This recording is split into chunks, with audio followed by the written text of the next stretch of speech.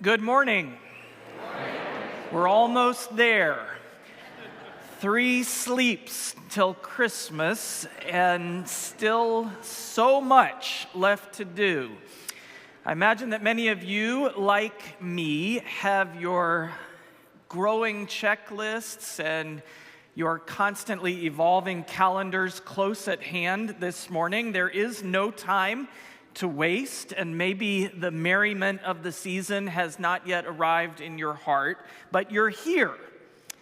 And I trust you've made the right choice today, because in these few precious moments, it is not about what you've got left to do. It's all about what God has already done. Today we receive a gift we did not earn and accept a love that comes to all who have hands open and ready to receive it. At Second Presbyterian Church, we are a welcoming community of faith where Jesus Christ transforms lives, and so we welcome you because we believe God welcomes all. If you are a guest with us in worship, we want you to experience that welcome firsthand, and we invite all guests and members alike to sign and pass those blue welcome books on your pews.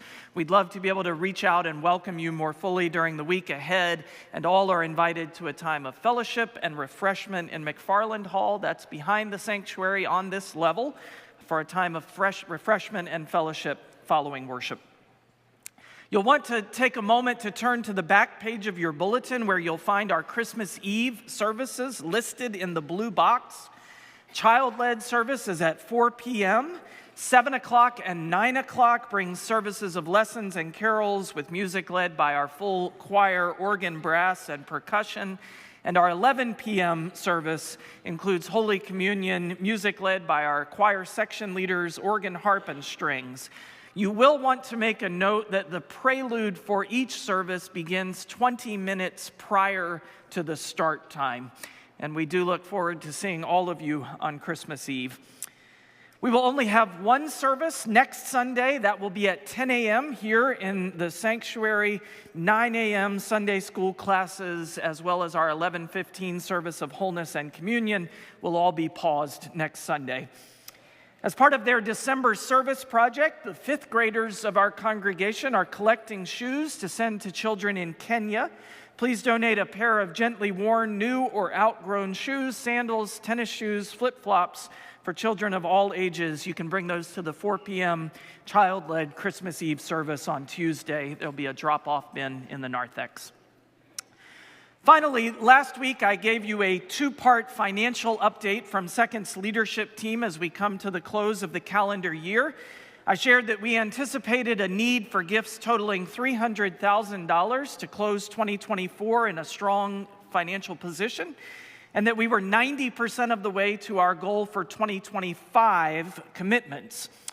In the 7 days since that update, we have received just over 40% of the needed year-end gifts.